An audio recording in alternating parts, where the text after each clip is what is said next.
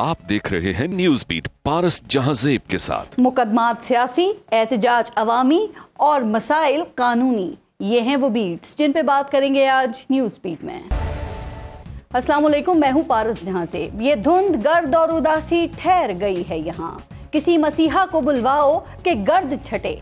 इस मुल्क के 3 स्टेक होल्डर्स हैं, हुकूमत, ऑपोजिशन और अवाम, और तीनों के ही अपने अपने मसाइल, ख्वाहिशें और तरजीहात हैं। तीनों की ही ये सोच पर धुंध और स्मोक के गहरे बादल हैं। सोच की इस धुंध में हद निगाह सिफर और स्मोक के अजाब में सांस लेना मुहाल है। वो हुकूमत जो इस मुल्क के मसाइल हल करने की जिम्मेदार है, उसका मसला सिर्फ और सिर्फ बानी पीटीआई और उनकी जमात रह गया है। उसकी ख्वाहिश बानी पीटीआई को जेल में बंद रखना और आहनी हाथों से निमटना रह गया है। उनसे एहतजाज का हक छीनना और उनके एहतजाज से निमटने के लिए इस मुल्क को कंटेनरिस्तान बनाना रह गया है। मुजाहिरीन पर लाठी चार्ज और आंसू गैस चलाना रह गया है। कानून साजी की आड़ में अदलिया समेत हर इदारे को कंट्रोल करना और अपनी कुर्सी को मजबूत करना रह गया है। दूसरी अहम स्टेक होल्डर ऑपोजिशन यानी पाकिस्तान तहरीक इंसाफ है। उसकी सियासी सोच भी धुंध ज़दा है। उसका मसला भी अवाम की तर्जुमानी से कहीं ज्यादा बानी पीटीआई को जेल से रिहा करवाना और एहतजाज और सिर्फ एहतजाज ही रह गया है। इस मुल्क में बेयकीनी और अदम इस्तेहकाम पैदा किए रखना रह गया है। पार्लियामेंट में तामीरी ऑपोजिशन के बजाय सड़कों पर तकरीबी सियासत रह गया है और अब एक बार फिर मारो या मर जाओ की कॉल की तैयारी हो रही है। ये उनकी सोच पर पड़ी धुंध का ही कमाल है कि एक सूबे में हुकूमत के होते हुए दूसरी हुकूमत के खिलाफ मोर्चा बंद हैं। अब तीसरे अहम स्टेक होल्डर्स इस मुल्क के अवाम हैं और यही अवाम असल और हकीकी स्टेक होल्डर्स है। लेकिन ये इस कदर कमजोर और बेबस हैं कि पहले 2 स्टेक होल्डर्स के रहमो करम पर हैं, ऐसे मजबूर हैं कि सांस लेने के लिए साफ फजा तक मैसर नहीं। पूरा पंजाब स्मोक की लपेट में है, लेकिन हुकूमत के पास कारोबार जिंदगी बंद करने के सिवा कोई मुस्तकिल हल ही नहीं। पंजाब में तालीम बंद, तामीर बंद, मार्केट्स बंद, रेस्टोरेंट्स बंद और पंजाब के हुक्मरान बेबस, नाकाम और सियासी बयानबाजी तक महदूद। दुनिया आज तालिब इल्मों का दिन मना रही है और पाकिस्तान के इस अहम स्टेक होल्डर अवाम में से 2.5 करोड़ बच्चे स्कूलों से बाहर, आधा मुल्क गुर्बत की लकीर से नीचे, करोड़ों बेरोजगार और सेहत की सहूलियात न होने के बराबर। इस मुल्क के गरीब की तरजीह अच्छी जिंदगी, हुकूमत की तरजीह अपनी हुकूमती मजबूती और ऑपोजिशन की तरजीह सिर्फ एहतजाज और फाइनल कॉल ही है।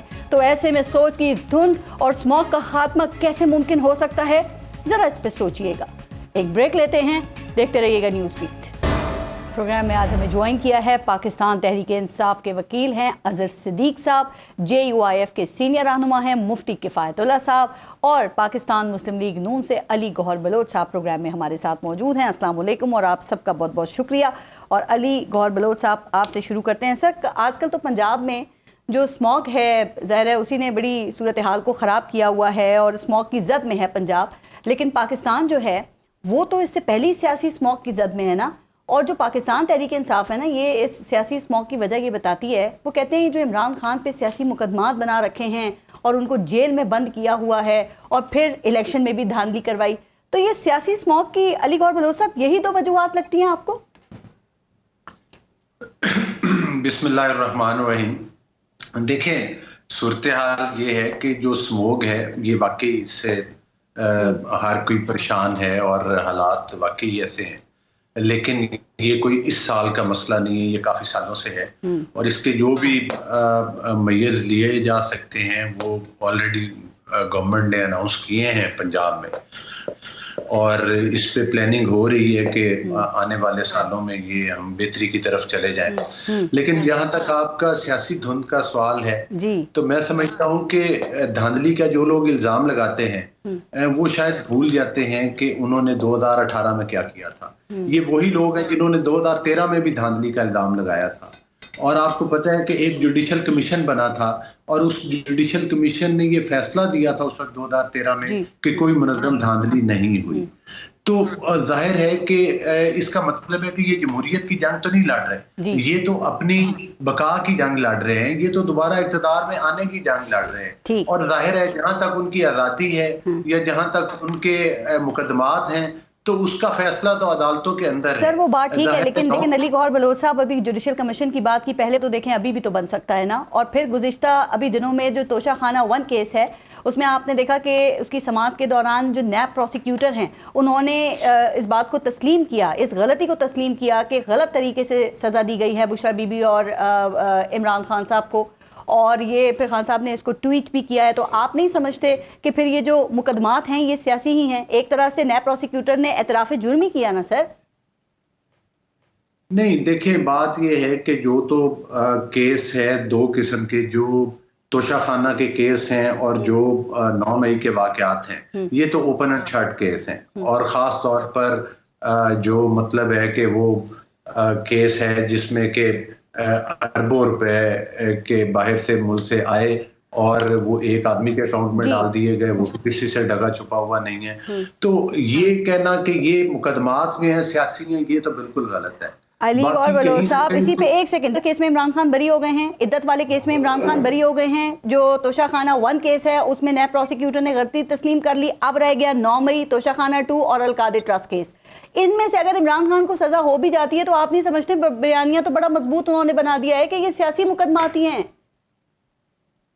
نہیں دیکھیں، مقدمہ تو کوئی بھی سیاسی نہیں ہے، لیکن ظاہر ہے کہ اب وہ ایک الگ بحث ہے کہ کس کو کہاں کہاں سے سہولت کاری ہوتی رہی ہے اور 8-8 منٹ سے 8-8 ضمانتیں کہاں سے ہوتی رہی ہیں.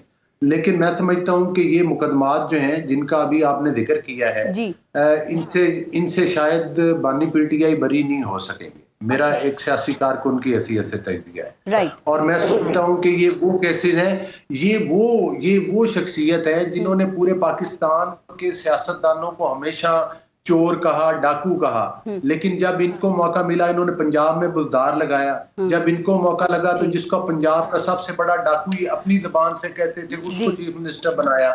جب مرکز میں حکومت تھے تو مرکزی حکومت کے اندر جس طرح سے انہوں نے قادر ٹرسٹ والے کیس میں کابینہ کے اندر وہ لفافہ لہرایا تھا، اور جس طرح سے ان کے کابینہ کے وزراء نے کہا کہ ہمیں تو دکھایا ہی نہیں گیا کہ اس کے اندر لکھا ہوا کیا ہے، تو وہ مطلب کسی سے باتیں ڈھکی چھپی ہوئی نہیں ہے. جس طرح سے توشہ خانہ کی چیزوں کی اسیسمنٹس غلط کروائیں گی، جس طرح سے کہ وہ رسیدیں جیلی دکھائیں گی، دوسروں کو کہتے تھے تلاشی دیں، اپنی تلاشی لی تو جیلی رسیدیں نکلی جیب کے اندر سے. چلیں ٹھیک ہے، مقدمات ٹھیک ہیں، اس کی کاروائی درست نہیں ہو رہی. تو دیکھیں نیب پروسیکیوٹر بھی غلطیوں کا اعتراف کر رہے ہیں. اظہر صدیق صاحب، سر یہ آپ سمجھتے ہیں کہ نیب پروسیکیوٹر نے جو غلطی تسلیم کی ہے تو اب یہ جو سارا معاملہ ہے، سارا جو پروسیس ہے وہ سارا ہی مشکوک ہو گیا ہے، کیونکہ انہوں نے یہ کیس ریمانڈ بیک کرنے کی درخواست کی ہے نا، ختم کرنے کی بات نہیں کی. تو اس سے یہ ثابت تو نہیں ہوتا کہ یہ مقدمہ سیاسی ہے؟ بہت شکریہ پارس. بڑی تکلیف اور دقت ہوتی ہے جب ان کے خلاف مقدمہ ہو تو وہ سیاسی ہیں. ایون فیلڈ کے آج بھی ثبوت نہیں ہیں، جسٹس قاضی فاضلہ کی منی ٹریل آج بھی نہیں ہے، یعنی یہ سیاسی ہیں. یعنی اور ہمارے جو کیس ہے نا یہ سیاسی نہیں ہے. وہ ابھی جج ارشد ملک کی ایگزامپل دیں گے، وہ جسٹس شوکت عزیز صدیقی کی آپ کو ایگزامپل دیں گے، وہ کہیں گے وہ رانا ثناء اللہ پہ ہیروئن کا مقدمہ ڈالا، وہ سامنے رکھیں گے، وہ کہتے ہیں ہمارے بھی سیاسی مقدمات تھے. نہیں ایسا نہیں ہے نا، ایسا نہیں ہے. رانا ثناء اللہ پہ مقدمہ جنہوں نے بنایا تھا وہ آ کے جواب دیں، ان کا یہ پوچھیں، ان سے انکوائری کرائیں. انہیں تو چاہیے کہ الٹا لٹکا دیں کہ جنہوں نے یہ سیاسی مقدمے بنائے نا. میں کہہ رہا ہوں، آ رہے چیلنج کر رہا ہوں ان کو، الٹا لٹکا دیں ان کو جنہوں نے یہ سیاسی ابتدا تو کرے نا کہیں نہ کہیں. وہ ووٹ کو عزتوں کے جو نعرے لگاتے تھے کہ جو بیٹھ کر ان کو لے کر گئے تھے، جو ڈیلیں ہوئی تھی ساری، وہ بھی ان کے خلاف بھی انکوائری کر لینا کہ جنہوں نے نیب کے کیسز بنائے تھے. چلے ہم نے ہی اگر بنائے تھے ہمارے خلاف یہ انکوائری کر لے کہ جناب کس نے بنائے تھے. وہ ایک جوڈیشل کمیشن بنا دے، کسی طرف تو آئے. وہ کہتے ہیں کہ شریف خاندان اور مسلم لیگ نون پوری لسٹ ابھی بتا دیں گے آپ کو. وہ کہتے ہیں آپ کے دور میں بنائے تھے اور آپ نے سیاسی مقدمات بنائے تھے، جیسے ابھی آپ کہتے ہیں. میں یہی تو کہہ رہا ہوں نا کہ میں یہ کہہ رہا ہوں نا کہ بڑا آسان حل ہے نا. میں کہہ رہا ہوں نہیں بنائے، آج جوڈیشل کمیشن میں ثابت کر دینا اس بات کو. اب کیا بات رہ گئی ہے؟ اور دیکھیں یہ ایک ڈیل کے ساتھ آئے. ذرا فرق میں بتا دوں پارس آپ کو، ذرا سمجھنا آئیں گے. یہ جب ڈیل کے ساتھ آئے، نواز شریف ڈیل کے ساتھ آیا، پھولوں کے ہار بچھوائے گئے، جو گاڑیاں پولیس کے پیچھے لگنی تھی وہ آگے جا کے، یعنی ایک اشتہاری اور بگوڑا جب پاکستان میں آیا تو اسے گرفتار ہو کے اندر جانا چاہیے تھا. بایو میٹرک ہوا، پھر نیب نے کہا، اس میں بھی نیب نے کہا تھا ریمانڈ کر دیں. عدالت نے کہا ریمانڈ نہیں کریں گے اور سزائیں سیٹ اسائڈ کر دی. ہم بھی ریمانڈ موڈ پہ کوئی جا رہے. ریمانڈ کی کیا بات ہے؟ ریمانڈ کا مطلب ہے ایکسیپٹنس ہے کہ یہ غلط اور فراڈ اور فریب کیا ہے. کہتے ہیں یہ لوٹ لوٹ کر کھا گئے ملک کو. ذرا ہی کر رہی ہے آپ دیکھیں نا کہ حسن نواز جو ہیں وہ لنڈن ہائی کورٹ نے یہ ان کو ٹیکس ریونیو ڈپارٹمنٹ کے کیس میں وہ دیوالیہ قرار دے دیا ہے. سر آپ کہتے ہیں کہ یہ ارب پتی ہیں، ان کو تو لندن کی عدالت دیوالیہ قرار دے رہی ہے، تو کیسے ہوئے یہ؟ آپ کہتے ہیں پاکستان کو دیوالیہ کر دیا انہوں نے. میں بتا دوں آپ دیکھیں میں بتاؤں آپ کو یہ ثبوت ہے ان سب چیزوں کے حوالے سے. یعنی یہ تو کہہ رہے تھے کہ ان کے پاس بہت امیر کبیر ہیں, یہ ہم نہیں کہتے تھے, ہم تو کہہ رہے تھے کہ وہ تو بچے ہیں, وہ تو باپ کا ناجائز پیسہ جو اپنا ایون فیلڈ کے چکر میں گیا, جو آپ کو یاد ہے ہپکو کے چکر میں گیا, موٹر وے کے چکر میں گیا, یہ میں نے نہیں ہے. بات تو آج بھی آ جائے نا, آج بھی آ جائے. 1998-99 کی آمدن چودھری شریف کی ان کے والد صاحب کی تھی 9,36,311 روپے. یہ تو ریکارڈ پہ ہے. میں ایک بات بتا چلوں, جہاں تک توشہ خانہ ہمارے اوپر ہے کوئی کیس نہیں رہ گیا. 2 کیسوں میں تو باعزت بری ہو گئے, سائفر میں بھی, عدت میں بھی. یہ توشہ خانہ اس میں بری ہو جانا ہے, یہ میں بتا دوں آپ. جو کل توشہ اس کیس کی سماعت ہے اور اس میں فرد جرم عائد ہونے کا امکان بھی ہے, اور اس میں بشرا بی بی اور خان صاحب کی بریت کی درخواستیں بھی مسترد ہو چکی ہیں. القادر ٹرسٹ کیس کی بھی کل ہی سماعت ہے اور وہ بھی آخری مراحل میں. کیا لگتا ہے دونوں میں بری ہو جائیں گے یا سزا ہونے جا رہی ہے؟ دیکھیں میں پہلے بتاؤں, ابھی تو یہاں فرد جرم بات ہو رہی ہے نا, جو ہماری ضمانت کی درخواست مسترد ہوئی یا بریت کی مسترد ہوئی ہے, بریت کی جو مسترد ہوئی ہے وہ ہم ہائی کورٹ میں چیلنج کریں گے. اور نیب کی عدالتوں کے حوالے سے آپ کے سامنے موجود ہے جو پریشر ہے, جو خط لکھے, وہ سارا کچھ ریکارڈ کے اوپر آ گیا. 190 ملین پاؤنڈ کا کیس, بڑے دعوے کرتے ہیں, ان میں سے کسی نے پڑھا ہی کوئی نہیں ہے. 190 ملین پاؤنڈ کا ہمارے سے کیا تعلق ہے؟ اور نہ ہی آج تک منی لانڈرنگ کا کیس ملک ریاض صاحب پہ ثابت ہو سکا. وہ تو ملک ریاض کا اپنا پیسہ تھا, وہ پیسہ پاکستان لے آ کے دے دیا. بتا دیں کہ پاکستان کے اندر کون سا کیس تھا کرپشن کا؟ ایک بھی کیس کرپشن کا نہیں تھا. اور جو جتنا بھی کچھ کام کیا وہ کابینہ نے کیا, کرپشن موجود ہے. رائٹ, ذرا مفتی صاحب سے پوچھ لوں. مفتی صاحب, یہ جو بات اظہر صدیق صاحب کر رہے ہیں اور جو نیب پروسیکیوٹر نے توشہ خانہ 1 کیس میں پچھلے دنوں ابھی کہا کہ جی وہ انہوں نے ایک طرح سے غلطی کا اعتراف کیا, اسے تسلیم کیا ہے, اب اس کو لے کے پاکستان تحریک انصاف کی دعویٰ کری ہے کہ عمران خان پہ بنائے گئے تمام مقدمات جو ہیں وہ سیاسی ہیں, وہ بے بنیاد ہیں. آپ ان کی اس بات سے اتفاق کرتے ہیں؟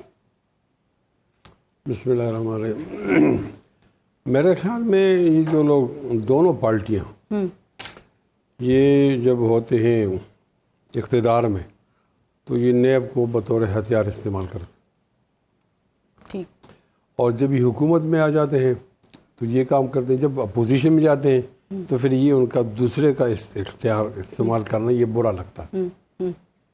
میں قطعاً نہیں کہتا کہ عمران خان کے وقت میں کوئی سیاسی قیدی نہیں تھا. میں خود آپ کے سامنے بیٹھا ہوں, میں نے کیا گناہ کیا کہ میں نے 88 دن جیل گزاری اور مجھے بغاوت کا مقدمہ ہے. بغاوت کا مقدمہ تو کوئی معنی رکھتا ہے؟ آپ پاکستان کے خلاف. کس کے دور میں بنا تھا؟ عمران خان کے زمانے.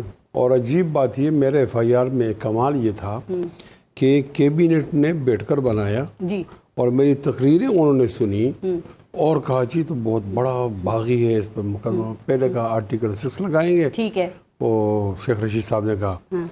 پھر کسی نے کہا بھائی آرٹیکل 6 کے سر ثابت کرو گے, وہ تو وزیر اعظم نہیں بنا.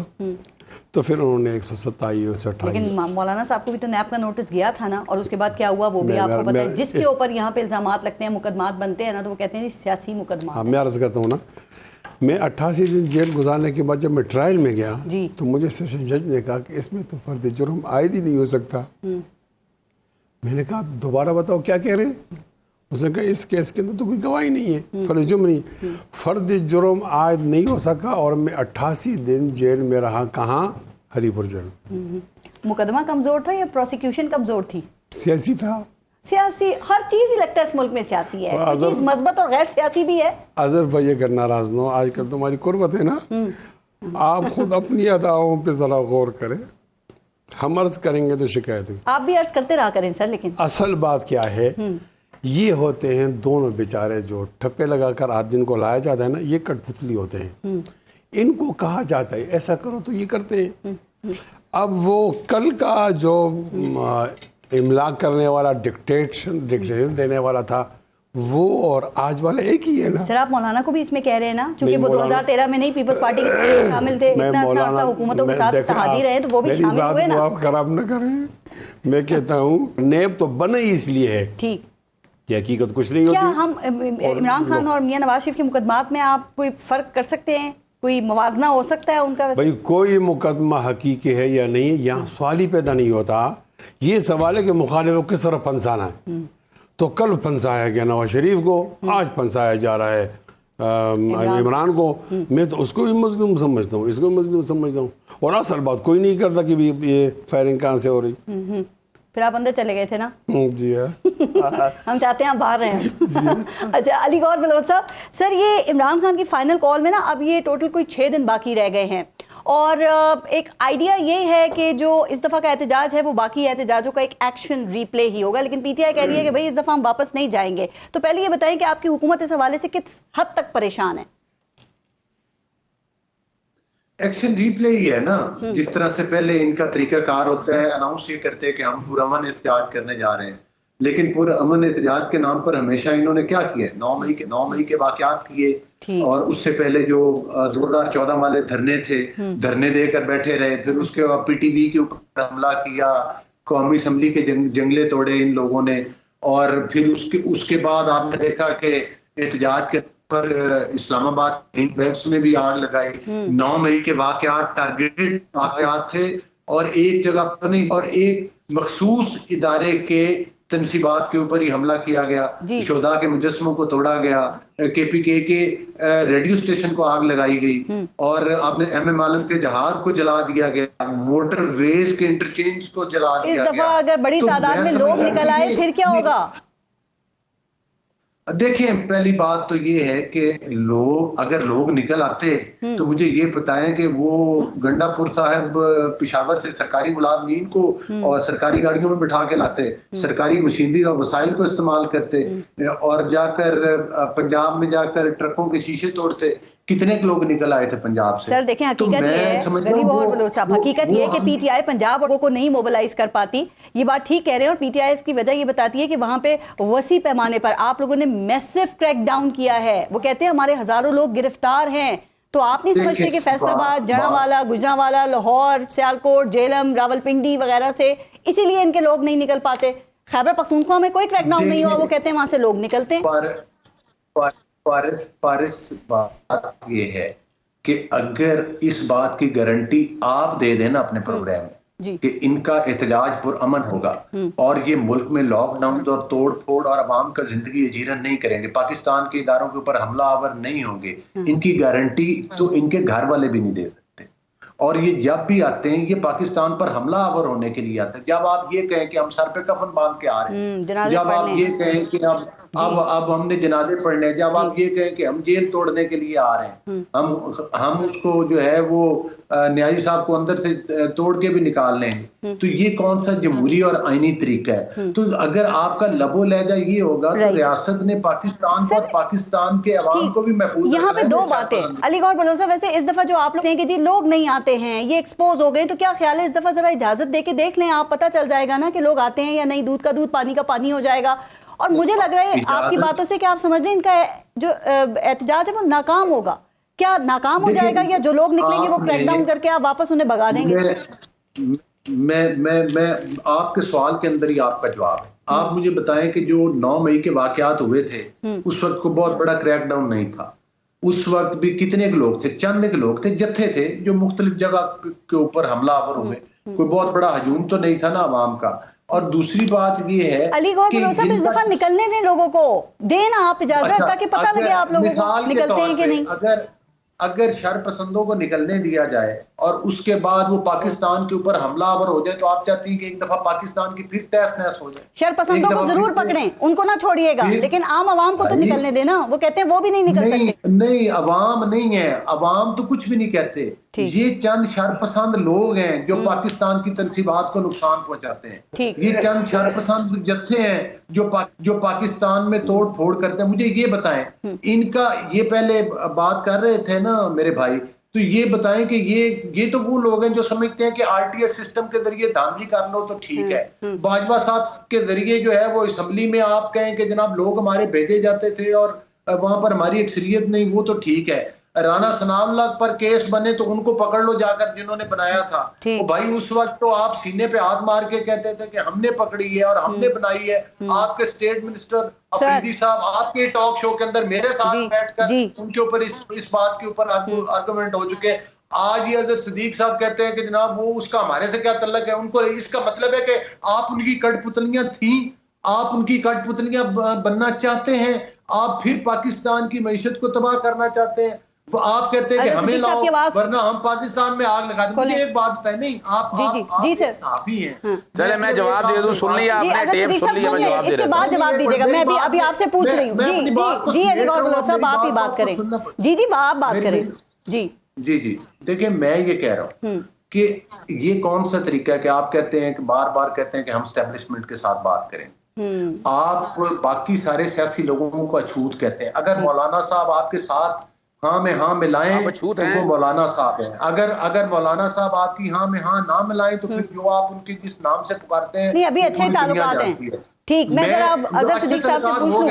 مجھے یہ بتائیں, میں آپ کے پروگرام میں ان کو گارنٹی سے یہ کہہ سکتا ہوں جب تک یہ سیاسی لوگوں کے ساتھ اپنا سیاسی ایٹیٹیوڈ نہیں بنائیں گے, سیاسی لوگوں کے ساتھ گفتگو شنید نہیں کریں گے, اس وقت تک یہ ان کا مسئلہ حل نہیں ہوگا. ٹھیک ہے, اظہر صدیق صاحب جواب بھی دیں. اور دوسرا ان کو تشدد کے ذریعے, ان کو پاکستان پر حملہ کرنے کے ذریعے جو ہے اگر آپ کہیں کہ ان کو کوئی ریلیف مل جائے گا تو وہ مجھے تو ایز اے سیاسی ورکر کے ذریعے نظر نہیں آتا. ایک ذرا یہ جواب بھی, اور دوسری بات سر, یہ جس حکومتی شخصیت سے پوچھو نا آپ لوگوں کے حوالے سے, تو وہ یہ تاثر دیتے ہیں کہ آپ کی اس وقت جو اکثر لیڈرشپ ہے وہ ان کا وہ کمپرومائزڈ ہے.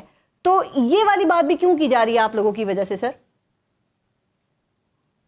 اچھا بہت شکریہ آپ کا. پارس آپ یہ تنگ نہیں آ جاتے یہ ٹیپ سن کے, یہ جھوٹ فراڈ اور فریب پر مبنی باتیں, اپنا آزادی مارچ کے والا جتنے مقدمے ہیں سب میں سب بری ہو چکے ہیں. کون سے مقدمہ کی بات؟ انتشاری ٹولہ تو یہ ہے, مال ٹاؤن کا ثانیہ انہوں نے کیا. بھائی مال ٹاؤن تو ان کے اوپر براہ راست پرچے ہیں, ان کے اوپر کس نے کہہ دیا؟ ان کے وہ علیحدہ بات ہے, وہ جوڈیشل انکوائری پہ سٹے لیا ہوا انہوں نے, وہ تو شرم آتی نہیں کوئی ان لوگوں کو, یہ بیٹھے جتنی مرضی باتیں کرتے رہے. خدا را یہ بیٹھ کر نا یعنی اتنا ڈر اور خوف کی, بھائی آج کس سے بات کریں؟ اس بندے سے بات کریں جو باتھ روم میں ملازمت اپنا پوچھے بغیر جا نہیں سکتا, اسٹیبلشمنٹ کے بوٹ پالش کر کے بیچارہ ویسے ہی فارغ ہو چکا ہے, وزیر اعظم تھوڑا ہے وہ. خدا را یہ کہنے کی باتیں ہیں. آپ دیکھیں ہم بات کریں گے, سیاسی لوگ بالکل کریں گے, سیاسی ہے نہیں. مولانا فضل الرحمان صاحب سے بات کر رہے ہیں نا ہم نے محمود علی صاحب نومینیٹ نہیں کر دیا, جو بیٹھ کر اس طرح کی آپ سنتے رہتے ہیں. مولانا صاحب کیا کہتے ہیں جب آپ ان سے بات کر رہے ہیں؟ سن تو لینا, سنیں نا باتیں. دیکھیں ہم نے دیکھے نا جہاں ہم بات کرتے ہیں ان لوگوں سے, اچھوت لوگوں سے تھوڑا بات کرتے ہیں. بھئی اچھوت لوگوں سے کیوں بات کریں ہم؟ بھئی جو بیٹھے اسٹیبلشمنٹ کے ساتھ بیٹھے ہیں, ان کے ساتھ پینگے لے کر بیٹھے ہیں, کیوں بات کریں ہم ان کے ساتھ؟ نہیں بات کرتے ہم ان کے ساتھ. اور ان کے پاس ہے کیا دینے کے لیے؟ ان کے پاس قوم کے لیے قوم کے پاس دینے کے لیے کچھ نہیں ہے. بیوقوف بنا کے انہوں نے کیا کیا؟ چلے میں آپ کے سامنے 3 چیزیں رکھ دیتا ہوں. 26ویں آئینی ترمیم میں جو اس ملک کا ستیہ ناش کیا ہے, بڑا شور ڈالا کہ جناب سپریم کورٹ میں سے کیس ختم کریں گے. اچھا وہاں آئینی بینچ بن گیا. انہوں نے آج تک ہائی کورٹوں میں آئینی بینچ کیوں نہیں بنائے؟ وہ مجھ سے پوچھ لیں. وجہ کیا ہے کہ ہائی کورٹوں کے اندر جس دن آئینی بینچ بنائے سارے معاملات ایک سامنے کھل کے آ جانے ہیں. ہائی کورٹ کے اندر جو فائلیں دبی پڑی ہیں سنگل ججوں کے پاس, کچھ ایسے ججوں کے پاس جیسے چیف جسٹس بیٹھے ہیں, chief justice Lahore high court میں ہے, وہ کیسز ہی نہیں لگاتے. یعنی جب آئینی بینچ بنے گا تو بڑے مسائل حل ہوں گے ہمارے. ہم تو کہہ رہے ہیں کہ بڑی باتیں کرتے ہیں. آپ کے مطالبات پہ آتی ہوں, لیکن سر آپ نہیں رکھتے کہ اس وقت حالات آپ لوگوں کے لیے 9 مئی کے بعد بدل چکے ہیں؟ اظہر صدیق صاحب آپ لوگ دیکھیں کتنی دفعہ ہر دفعہ مطالبہ کرتے ہیں سی سی ٹی وی فوٹیج لے آؤ. کل گورنمنٹ نے وہ بھی وزیر اطلاعات عطا تارڑ کو آپ نے دیکھا نا, انہوں نے ان کی پریس کانفرنس آپ نے دیکھی ہوگی, تمام واقعات کی سی سی ٹی وی فوٹیج چلا دی ہے انہوں نے. اب عدالت میں ثابت ہو گئی تو پھر یہ کب سے دیکھ رہے؟ نہ پارس, میں تو عدالتوں میں پیش ہوتا ہوں نا, یہ تو پہلے دن سے چلا رہے ہیں. کس نے کہا ہے؟ اس میں کون سے ہیں جو بھئی جا کر عدالتوں میں پیش کریں؟ 90 دن کے اندر چلان پیش کرنا تھا, یہ پیش کر سکیں. آگے 7 دنوں کے اندر ٹرائل ہونا تھا, بھئی چلان ہی پیش نہیں کر سکے. 4 ورژن تو بدلے ہیں. عمران خان صاحب کے الزام لگایا ضمانتی ہو گئے, بشرا بھی ہستی تھی وہ کئی لوگ ڈسچارج ہو گئے اس کے اندر سے. بھئی ہم نے کب روکا ہے؟ ہم نے روکا ہے. چیلنج کرتا ہوں ان کو, جائیں جا کر 9 مئی کا مقدمہ, جائیں جا کر ڈے ٹو ڈے ٹرائل چلائیں, ہمیں کیا اعتراض ہے اس کے اوپر. لیکن اب ہمیں انتشاری ٹولہ تو یہ ہے, انہوں نے انتشار جتنا پاکستانی کی سیاست میں 85 سے لے کر آج تک عدالتوں پہ انہوں نے حملے کیے. میں نے آپ سے بات کرنی تھی, احتجاج کی ہے, دیکھیں نا وہ پھر ہر طرف سے پرانی ٹیپی شروع ہو جاتی ہے. مجھے بتائیں اس دفعہ پنجاب سے بھی لوگ نکل لیں گے, پنجاب سے لوگ نکال لیں گے یا خیبر پختونخوا سے ہی آئیں گے احتجاج میں؟ جی بالکل. سنیں اب یہ کیا کرتے تھے, یہ نا ڈیٹینشن آرڈر جاری کر دیتے تھے. لاہور ہائی کورٹ سے میں نے ڈیٹینشن آرڈر سسپینڈ کرا لی ہیں. 10,000 تھے 2022 میں, 5,000 تھے 2023 میں. اس کے بعد ہزاروں ریٹینشن آرڈر تھے, اب ریٹینشن آرڈر جاری نہیں ہوں گے. 144 کا نفاذ کرتے ہیں, 144 کو بھی چیلنج کیا ہوا ہم نے. ہم پنجاب سے باقاعدہ لوگ نکلیں گے اور لوگ نکلیں گے, انتشاری ٹولے نہیں ہے جو ان کے ہیں, یہ جو سارا جتنا 9 مئی کے واقعے کے پیچھے لوگ ہیں وہ نون لیگ ہے, وہ انہوں نے بیٹھ کر کرایا ہے, ان کے چہرے نقاب پہنے ہوئے لوگ جتنے بھی ہیں وہ سارے ان کے بھیجے ہوئے لوگ ہیں. آ جائیں جوڈیشل انکوائری کرانے, ہم آئیں گے میدان میں بھی آئیں گے, کھل کے کریں گے. لڑائی کس بات کی لڑتے ہیں, آئیں بیٹھ کر میدان میں بات کرتی ہوں آپ کے حوالے سے. تو ویسے یہ تھی کہ آپ جو ہیں وہ لانگ مارچ اسلام آباد, لاہور سے اسلام آباد آپ نے پیدل ہی شروع کر دیا ہے. آپ تو اسی طرح دعوے بکلا تحریک کے حوالے سے بھی کر رہے تھے کہ وہ بھی اٹھے گی. میں صدیق صاحب بریک کے بعد اس پہ بات کرتی ہوں آپ سے. بریک لیتے ہیں, دیکھتے رہے گا نیوز بیٹ. اچھا مفتی صاحب, آپ کے خیال میں کیا پاکستان تحریک انصاف کو 24 نومبر جو فائنل کال کہہ رہے ہیں اس کے احتجاج کی اجازت ملنی چاہیے؟ چونکہ ابھی آپ نے دیکھا نا, پھر گورنمنٹ جو ہے وہ ان کا پورا ٹریک ریکارڈ سامنے رکھ دیتی ہے کہ 2014 میں انہوں نے پی ٹی وی پارلیمنٹ پہ حملہ کیا, 2022 میں اسلام آباد کی گرین بیلٹ جلا دی, پھر 9 مئی کا بھی ذکر کیا جاتا ہے. تو وہ کہتے ہیں کہ یہ جو بچہ ہے نا یہ شرارتی ہے. میں دونوں کو مشورہ دیتا ہوں مفت.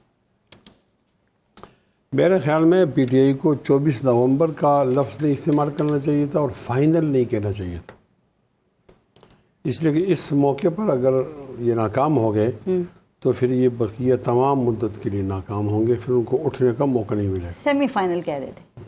نہیں, خیر یہ نفسیاتی معاملہ ہوتا ہے کہ آپ اپنے مخالف کو کس طرح پریشان کریں. ہم آ جائیں گے, لیکن جب بچے کو آپ سزا دیتے ہو نا تو پہلے اس کو ڈراتے ہو ماروں گا, لیکن جب اس کو پتہ ہے کہ 1-2 لاٹھی کھانی ہے تو ساری رات میں کیوں پڑھوں, تو پھر سزا کا تصور جب ختم ہو جاتا ہے تو ڈھیٹ بن جاتا ہے. ڈھیٹ ہو جاتا ہے بالکل. میرے خیال میں ان کو کوئی مشورہ دینا مشورہ دے کہ فائنل کا لفظ نہ کہو اور 24 کا نہیں کہو. خیر فائنل نہ ہو تو ان کا کام اچھا ہوتا ہے. یہ مشورہ تو ہمارے اظہر بھائی کو ہے, اور گوہر صاحب کو میں یہ مشورہ دوں گا کہ یہ لوگ ان کو آنے دیں اور روکے نہیں. ٹھیک, جب وہ آنے دیں گے ایک جگہ مخصوص ہوگی, وہ بیٹھے گے تقریریں کریں گے, تو کتنی کریں گے؟ وہ گارنٹی مانگ رہے تھے ابھی علی گور بلوچ صاحب. نہیں, گارنٹی کوئی نہیں دے سکتا, گارنٹی کوئی نہیں دے سکتا. آپ نظر رکھو, احتجاج ان کا حق ہے, اور کہیں بھی نہیں لکھا ہوا کہ پہلے آپ گارنٹی لو پھر احتجاج, یہ کہیں نہیں لگا.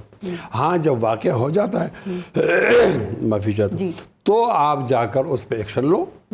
لیکن میں کہتا ہوں کہ اگر آپ ان کو روکو گے تو ان کا جذبہ اور بڑھے گا. اگر آپ نہیں روکو گے, یہ آپ کر بیٹھیں گے تو بتائیں کہ کتنی دیر بیٹھ سکتے ہیں. پھر سردی بھی ہے, بارش بھی ہوگی, یہ لوگ خود بہت چلے جائیں گے, اور ایک دن عمران خان کہہ دیں گے ٹھیک ہے میں اپنے کاروں کو امتحان نہیں ڈالتا, اور گھروں کو چلے جائیں. صاحب وہ کفن اور جنازے پڑھنے کی بات کریں تو پھر حکومت ڈرتی تو ہے نا, پھر انہیں اندیشہ ہوتا ہے کہ کوئی یہ خونی تصادم وغیرہ یا اس طرف نہ چلے جائیں. دیکھیں پارس, کفن بھی بہت مشکل چیز ہے اور جنازہ بھی بہت مہنگا ہوتا ہے. یہ کہنے کا نہیں ہوتا. جب ایک آدمی کو اس طرح لگ جاتی ہے نا, پھر اپنے آپ پر تو ہر ایک پیارا ہوتا ہے. یہ صرف کارکنوں کو بھڑکانے کی بات ہے. میں نے دونوں کو صاحب مشورے دیے, میں ان سے فیس نہیں مانگتا. ان کو ایسا کرنا چاہیے, فائنل کا لفظ واپس لینا چاہیے, اور ان لوگوں کو چاہیے کہ آنے دیں, روکے نہیں. کتنے آئیں گے اور کتنی دیر ٹھہریں گے, موسم بھی ایسا ہے, مجھے امید ہے کہ یہ زیادہ نہیں ٹھہر سکیں گے, تو لہٰذا ان کا کام بھی ہو جائے, ان کے بھی اور ٹکراؤ بھی نہیں ہو. اب ان کے مطالبات جو ہے نا مفتی صاحب, ایک پی ٹی آئی نے یہ رکھا ہے کہ 26ویں آئینی ترمیم, وہ 26ویں آئینی ترمیم جس کے ڈرافٹ کا زہر مولانا صاحب نے نکالا, سانپ کا سر کچلا اور پھر 26ویں آئینی ترمیم پاس کروائی. اب پی ٹی آئی کہہ رہی ہے کہ وہ 26ویں آئینی ترمیم واپس لی جائے. کیا یہ ممکن ہے؟ خیر یہ تو آپ ان کے منہ میں کوئی بات نہیں ڈال سکتی ہوں, میں بھی نہیں, ان کی اپنی بات ہے نا. 26ویں آئینی ترمیم جو ہے, ہمیں بھی اس پر تحفظات ہیں. جو ہمارے وہ بلیں تھی اس پر اب سائن نہیں ہوا, تحفظات تو ہیں. آپ کا اپنا ڈرافٹ تھا جو فائنل ہوا ہے. ہاں, ان کو یہ کہنا چاہیے کہ جب ہم آئیں گے تو 26ویں آئینی ترمیم کو ہم ختم کر دیں گے, یہ تو ٹھیک ہے. تو اس وقت ان کو فائدہ دے گی نا جو بھی آئے گا. لیکن جب آپ یہ کہیں کہ اس کو واپس لو, تو لوگوں نے آپ کے بندے توڑے, بڑی پاپڑ بیل ہے, اور 26ویں آئینی ترمیم پاس ہو گئی. تو ایک ایسا مطالبہ نہیں کرنا چاہیے جو ناممکن ہونا. یہ بھی ایک مشورہ ہے. رائٹ. علی گور بلوچ صاحب, یہ تحریک انصاف کے مطالبات آپ کو معلوم ہی ہیں, عمران خان کو رہا کرو, مینڈیٹ جو چھینا گیا ہے وہ واپس کرو, اور 26ویں آئینی ترمیم جو ہے وہ واپس لی جائے, ورنہ وہ کہتے ہیں ہم دھرنا دیں گے. آپ کو لگتا ہے یہ ممکن ہو سکے گا سر؟